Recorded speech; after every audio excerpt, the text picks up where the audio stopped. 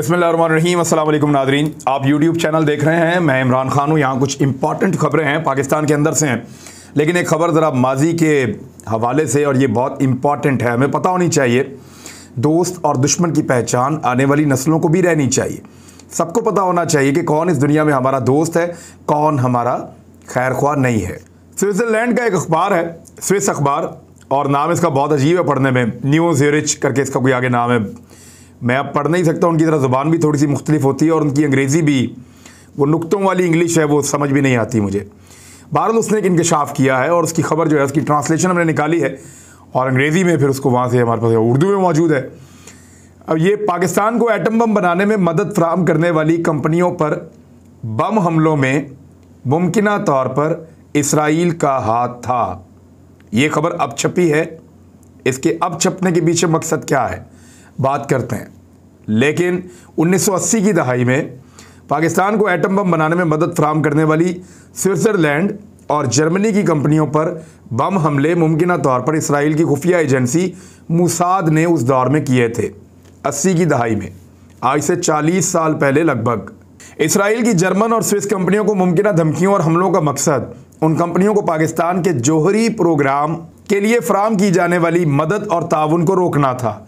America के उस वक्त के सदर जिमी कार्टर ने पाकिस्तान की हमायत की बजाय पाकिस्तान से ताउन करने वाली जर्मन और स्विस कंपनियों को सबक सिखाने का फैसला किया था। हालांकि उस वक्त पाकिस्तान अमेरिका का अहम इत्तेहादी मुल्क था। अमेरिकी महकमा खारजा की जानिब से 2021 में जारी सरकारी दस्तावेजात में पाकिस्तान को एटमी प्रोग्राम के लिए पुर्जे फराहम करने वाली 1 दर्जन जर्मन और स्विस कंपनियों के नाम दिए गए थे। पाकिस्तान के एटमी प्रोग्राम में पेशरफ्त के दौरान 3 कंपनियों पर बम हमले किए गए थे, जिसमें कोई जानी नुकसान नहीं हुआ था, ताहम इमलाक को नुकसान पहुंचा था। हमलों के बाद कंपनियों को नामालूम कॉलर की जानिब से फ़ोन करके धमकियां भी दी गई थीं। हमले का निशाना बनने वाली कंपनी के मालिक स्विट्ज़रलैंड की वफाकी तहकीकाती पुलिस को उन्होंने बताया कि इसराइल की खुफिया एजेंसी मुसाद ने इनसे और इनके हेड सेल्समैन से प्राइवेट नंबरों के जरिए मुतअद्दिद बार रब्ता किया था। जर्मनी में इसराइली सफारतखाने के एक एहलकार ने भी उन्हें पाकिस्तान के जौहरी प्रोग्राम में ताउन ख़त्म करने के लिए धमकियां दी। एक गैर मारूफ ग्रुप ने जर्मन और स्विस कंपनियों पर हमलों की जिम्मेदारी कबूल की थी उस दौर में, आज से 40 साल पहले लगभग। लेकिन हमलों के बाद उस ग्रुप का कोई सुराग नहीं मिला, और ना ही दोबारा कभी नाम सुनाई दिया। तो पुरानी खबर है, लेकिन रेलिवेंट इसलिए है कि आजकल भी इसराइली अटैक प्लान कर रहे हैं ईरान पर, ईरान की जौहरी तनसीबात पर। तो जो जर्मनी की और स्विट्ज़रलैंड की कंपनियां पाकिस्तान को सपोर्ट कर रही थीं, और अमेरिका उस वक्त पाकिस्तान का बेहतरीन इत्तेहादी था, अमेरिका ने उस वक्त इसराइल को सपोर्ट किया कि पाकिस्तान को एटम बम बनाने से रोकने के लिए जर्मन और स्विस कंपनियों के ऊपर अटैक किया जाए। तो तब वो बम धमाके हुए थे। ये बात हमारी आने वाली नस्ल को पता होनी चाहिए, इसलिए मैंने इस खबर को दोहराया है। वज़ीर-ए-आज़म पाकिस्तान इमरान खान साहब ने एक चैलेंज कर दिया है, और एक बड़ा चैलेंज है उनका। ये अपोजिशन तहरीक अदम एतमाद लाना चाहती है तो ज़रूर लेकर आए, ये इमरान खान ने कहा है। आर्मी चीफ को मज़ीद तौसीह से मुताल्लिक अभी नहीं सोचा। वैसे ये आर्मी चीफ तौसीह लेने वाले तो है नहीं, हम मौजूद थे वहाँ पे जब उन्होंने ये बात की थी कि अब वो रिटायरमेंट लेके तो ज़िंदगी को आसान करना चाहते हैं। ये मुश्किल होता है ज़्यादा देर जिम्मेदारी उठाना। 3 साल वो पहले रहे, 3 साल दोबारा रहे। अच्छा तो लगता है कि आर्मी चीफ रहे, बहुत बड़ा तगड़ा होता है, लेकिन मुश्किल भी होता है। तो उन्होंने कहा कि अभी नहीं सोचा कि आर्मी चीफ के बारे में क्या करना है। आर्मी चीफ ज़्यादा इम्कानात तो ये है कि तब्दीली करने पड़ेंगे, और वो ऑप्शन मौजूद हैं, उसके ऊपर वो वक्त आने पे सोचेंगे भी। नवंबर काफ़ी दूर है। मेरे फ़ौजी क़यादत के साथ ताल्लुकात मिसाली नौयत के हैं। हमारी हुकूमत की सबसे बड़ी नाकामी एहतसाब का ना होना है। अब यही उनकी सबसे बड़ी कामयाबी भी हो सकती है कि उनके दौर में सबसे ज़्यादा पैसा रिकवर हुआ है, और नाकामी भी यही है कि जो एहतसाब इमरान खान चाहते थे वो नहीं हो सका। तमाम तर शवाहिद के बावजूद ये लोग बच निकल रहे हैं। शहबाज शरीफ के खिलाफ ठोस सबूत मौजूद हैं। क्या कोई इनकार कर सकता है कि शहबाज शरीफ ने करप्शन नहीं की? साफ है। लेकिन इमरान खान साहब ये बात क्यों कह रहे हैं, ज़रा गौर कीजिए। मैंने आपको कल के व्लॉग में भी किया था, और ये कहा था कि मरियम नवाज़ साहिबा को निकालने की तैयारी हो रही है। आने वाले वक्त में आप अचानक सुनेंगे कि मरियम नवाज़ साहिबा को अदालत ने छोड़ दिया है, और अब वो इलेक्शन लड़ने के लिए अहल भी हो गई हैं, और बहुत मुमकिन है कि वो आने वाला इलेक्शन लड़ें भी। तो मरियम नवाज़ साहिबा के लिए एक रास्ता बनाया जा रहा है। हुकूमत के लिए आइंदा 3 महीने काफ़ी अहम है। महंगाई को कंट्रोल करना होगा। खैबर पख्तूनख्वा के बल्दियाती इंतखाबात में शिकस्त की वजह से पार्टी को नुकसान हुआ है। बल्दियाती इंतखाबात में शिकस्त पार्टी की तंजीमी सतह पर बड़ी नाकामी है। अल्लाह का शुक्र है हमारे वोट बैंक में कोई कमी नहीं आई। फिर उन्होंने कहा पंजाब हुकूमत की कारकर्दगी से उन्होंने कहा मुतमईन हूँ, हालांकि कोई भी पाकिस्तान में मुतमईन नहीं है, लेकिन इमरान खान साहब कहते हैं मुतमईन हूँ। बल्कि पंजाब हुकूमत ने आज एक और कारनामा किया, वो भी आपको बताता हूँ। और पाकिस्तान के चीन और अमेरिका दोनों के साथ अच्छे ताल्लुकात हैं। 5 साल हम पूरे करेंगे, ये चैलेंज इमरान खान साहब ने दे दिया है। हुकूमत और इत्तेहादियों के साथ मिलकर 5 साल पूरे करेंगे और इन करप्शन ज़दा पार्टियों से तो बिल्कुल कोई ख़तरा नहीं है। ये वज़ीर-ए-आज़म इमरान खान साहब का आज का मौक़िफ़ और चैलेंज था। वज़ीर-ए-आज़म ने एक और काम किया है, उन्होंने चेयरमैन नैब को किसी भी कायमा कमेटी के इजलास में पेश होने से रोक दिया है। खबर क्या है, ज़रा तफसीलात इसकी आप देख लें। ये पब्लिक अकाउंट कमेटी होती है, इसके चेयरमैन राना तनवीर हुसैन है। उनकी सदारत में PAC का इन कैमरा इजलास हुआ, जिसमें chairman NAB justice retired Javed Iqbal पेश नहीं हुए। नूर आलम खान ने कहा कि ये इजलास चेयरमैन नैब के कहने पर ही बुलाया गया था, इन कैमरा था। अब अचानक नैब की जानिब से लेटर आया कि प्रिंसिपल अकाउंट ऑफिसर बदल गए हैं, जबकि लेटर में कहा गया है कि वज़ीर-ए-आज़म और काबीना ने उसकी मंजूरी दे दी है।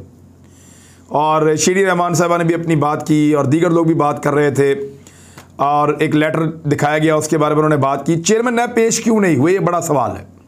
पब्लिक अकाउंट कमेटी के इजलास में चेयरमैन नैब पेश ना होने की वजह यह है कि नैब ने वज़ीर-ए-आज़म के हवाले से सेक्रेटरी असेंबली को ख़त लिखा है कि वज़ीर-ए-आज़म ने चेयरमैन नैब की जगह DG नैब को ब्रीफिंग देने की मंजूरी दी है। यानी अब ये पॉलिटिकल पार्टीज़ जो हैं, इनकी लीडरशिप के ऊपर केसेस हैं और वो नैब के अंदर चल रहे हैं। चेयरमैन नैब उधर गिरफ्तारियों का या गिरफ्तार ना करने का बहुत अहम फैसले करते हैं। अब उस आदमी को जिसने इनके मुस्तकबिल का फैसला करना है, इनकी लीडरशिप के और उनके करप्शन के केसेस के ऊपर जो है वो नज़र रखनी है, चेक एंड बैलेंस, उसको अगर लीडरशिप के कहने पर छोटी लीडरशिप बुला के और उससे बाज़पुरस करे या उसके लिए मुश्किलात पैदा करे, तो फिर इंडिपेंडेंस नहीं रहती उस इदारे की, वो दबाव में आ जाता है। यानी मिसाल के तौर पे शहबाज शरीफ साहब का केस जो है वो नैब में, और शहबाज शरीफ साहब का केस नैब में हो और राना तनवीर साहब बुला ले चेयरमैन नैब को, तो वो चेयरमैन नैब के साथ क्या करेंगे, वही करेंगे जो शहबाज शरीफ साहब कहेंगे। यानी एक पेशी पे वहाँ बुला रहा है और उसका सबऑर्डिनेट दूसरे को पेशी पे यहाँ बुला रहा है, तो इस तरह जो है ना वो इदारा चल नहीं सकता, ऐसा एक तासुर बनता है। इस हवाले से चेयरमैन PAC राना तनवीर साहब ने कहा कि नैब के ख़त की वजाहत के लिए काबीना डिवीज़न को ख़त लिखेंगे और उनसे पूछेंगे कि ये क्यों हुआ और कैसे हुआ। वज़ीर-ए-आज़म इमरान खान साहब के लिए एक बड़ी और अच्छी खबर है, और उनको इंटरनेशनल स्पोर्ट्स पर्सनैलिटी अवार्ड से नवाजा जाएगा। और क्रिकेट के फ़रोग़ के एतराफ़ में जो खिदमात इमरान खान साहब ने दी हैं, उसमें दुबई के वली-अहद मोहम्मद बिन राशिद अल मकटूम की जानिब से इंटरनेशनल स्पोर्ट्स पर्सनैलिटी अवार्ड से इमरान खान साहब को नवाजा जाएगा। तकरीब एतवार को दुबई एक्सपो 2020 में होगी। एक्सपो चल रहा है दुबई में 2020, और वहाँ पे बहुत बड़ी तादाद में लोग जा भी रहे हैं। कोरोना की नई लहर की वजह से कुछ हालात ख़राब हैं, लेकिन इसके बावजूद लोग बहुत बड़ी तादाद में एक्सपो 2020 में जा रहे हैं और बहुत बड़े पैमाने पर उन्होंने इसकी पब्लिसिटी की है। वहाँ पे वो प्राइम मिनिस्टर इमरान खान साहब को उनकी जो खेलों के शोबे में खिदमात हैं और काविशें हैं, उनके एतराफ़ में इंटरनेशनल स्पोर्ट्स पर्सनैलिटी अवार्ड जो है वो उन्होंने जीता है, तो वो उनको अब देना चाह रहे हैं। एक और खबर है, वज़ीर-ए-आज़म इमरान खान साहब ने इसको शेयर किया है, उनका ट्वीट है, लेकिन खबर की तफसीलात मैं आपके सामने रख देता हूँ। यहाँ ये हुआ है कि मुस्लिम लीग नून और PTI के दौर में जो सड़कें बनी हैं उनका एक मुवाजना पेश किया गया है, और इमरान खान साहब ने मुबारकबाद पेश की है अपनी मवासलात की वजारत को और NHA को, और उन्होंने कहा है कि आपने सस्ता और बेहतर काम किया है, उसके लिए मैं आपको मुबारकबाद देता हूँ। अब ये ज़रा डाटा आप देख लें। रिहेबिलिटेशन ऑफ रोड्स, जो सड़कें हैं उनकी मुरम्मत का और बेहतरी का जो काम होता है, मुस्लिम लीग नून के दौर में 80.1 मिलियन पर किलोमीटर, यानी 80.1 मिलियन पर किलोमीटर के ऊपर ख़र्चा आता था 2013 से 2018 तक, और PTI के दौर में ये 53 मिलियन पर किलोमीटर, और यहाँ पे 51% का फ़र्क पड़ता है। 51% कम पैसों में रिहेबिलिटेशन ऑफ रोड्स हो रही है तहरीक इंसाफ के दौर में। हालांकि डॉलर की कीमत बढ़ी है, महंगाई भी बढ़ी है। अच्छा जी, revenue increase in first 3.5 years, जो रेवेन्यू बढ़ता है इस महकमे का वो कैसे हुआ। नून लीग के दौर में 81.78 बिलियन था इसी टाइम पे, और PTI के दौर में 184.14 बिलियन है। तो इंक्रीज़ जो हुआ है वो 125% हुआ है। और 4 लेन हाईवे जो बनाए गए हैं 411 मिलियन में बनाती थी मुस्लिम लीग नून 1 किलोमीटर, 411 मिलियन में, और पीटीआई जो बना रही है वो 172 मिलियन में बना रही है। तो 138% कम लागत में पीटीआई 4 लेन वाली हाईवे बना रही है। 4 लेन मोटरवे, जो मोटरवे बना रहे हैं 4 लेन वाली, वो नून लीग 2013 से 2018 तक 606 मिलियन में बनाती रही है, जबकि पीटीआई जो है वो 385 मिलियन में बना रही है। ये भी 50% सस्ती है। तो पाकिस्तान तहरीक इंसाफ ने सस्ता काम किया है और इस काम के नतीजे में इमरान खान साहब उनको मुबारकबाद दे रहे हैं। मैं आपको एक सड़क दिखाऊंगा थोड़े दिन के बाद। मैं कुछ अर्सा पहले एक जगह से गुजर रहा था, यहाँ चकवाल का वो इलाका है, और वहाँ पे एक सड़क बनी हुई थी बड़ी शानदार, नई सड़क बन रही थी बेहतरीन। तो मैं गुजरा, मैंने कहा चलें यहाँ के लोगों की सुनी गई है, एक अच्छा रोड बन गया है। ये रोड आगे एक गाँव है उसकी तरफ जाता है, चकवाल से, बलकसर के पास से। और अभी ये पहली बारिश हुई है, ये सर्दियों की पहली बारिश हुई है, और मैं आज सुबह उस रोड से गुजरा तो वो टूट गई है सारी। एक छोटी सी बारिश और रोड टूट गया है। अगर ऐसी सड़कें बनाई हैं इमरान खान साहब की हुकूमत ने या उस्मान बुज़दार साहब की हुकूमत ने या महकमा मवासलात ने, तो फिर वो सड़कें पहले वाली ठीक थी। लेकिन इस सड़क के ऊपर देखते हैं गवर्नमेंट करती क्या है। मैं इसकी वीडियो बना के इंशाल्लाह अपलोड करूँगा। नेक्स्ट टाइम मैं जाऊँगा तो मैं ज़रूर बताऊँगा। एक और मामला बड़ा इंपॉर्टेंट है यूरिया की। आपको पता है कि बहुत सख्त ज़रूरत है किसानों को, और उनको ज़रूरत ज़्यादा होती है दिसंबर में और जनवरी में, जब वो शुरू के पानी दे रहे होते हैं अपनी फसलों को। लेकिन यूरिया की बहुत किल्लत थी। उसके बाद अब काबीना की इक़्तिसादी राब्ता कमेटी ने चीन से यूरिया की दरामद की मंजूरी दे दी है। अब चाइना से जो यूरिया मंगवाई जाएगी उसकी जो पहली खेप पहुंचेगी वो भी अगले महीने यानी फरवरी में पहुंचेगी। फिर उसकी ज़रूरत उस तरह नहीं रहेगी जिस तरह अभी ज़रूरत है। गवर्नमेंट को ये चीज़ें पहले देखनी चाहिए, इनके ऊपर पहले फ़ैसला करना चाहिए। लेकिन देर आवे दुरुस्त आवे, कुछ ना कुछ तो होगा, कुछ तो फ़ायदा किसानों को होगा।